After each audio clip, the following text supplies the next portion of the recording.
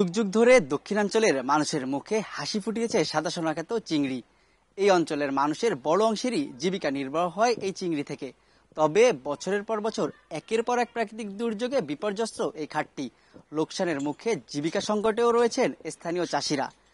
সর্বশেষ যে ঘূর্ণিঝড় রেমেলের আঘাত, এর ফলেও কিন্তু আসলে লন্ডভন্ড হয়ে গেছে উপকূলীয় জেলা বাগেরহাট সহ খুলনা, সাতক্ষীরা এবং ক্ষতির মুখে পড়েছে মৎস্য খাত। চিংড়ি ঘেরগুলো প্লাবিত হয়েছে, এর ফলে ভেসে গেছে শত শত বিঘা জমির মাছ।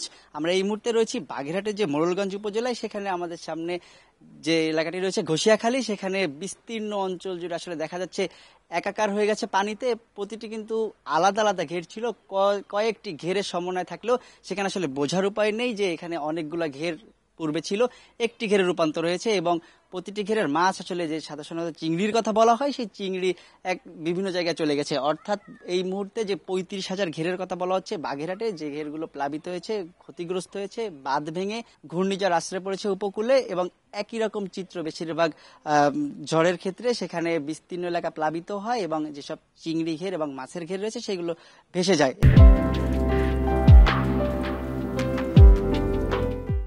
এবং এর ফলে একই রকম ভাবে লোকসানের মুখে পড়তে হয়। শত শত কোটি টাকার লোকসানে পড়ে ধার দেনা করে যে স্বপ্ন দেখে আসলে মাছ চাষ করেন চাষিরা, সেখানে সেই স্বপ্নটি তাদের আসলে বিলীন হয়ে যায় এবং সেই লোকসানের জায়গা থেকে, দারিদ্রতার জায়গা থেকে তারা আসলে যে দারিদ্রতার চক্র, সেই চক্র থেকে বের হতে পারেন না।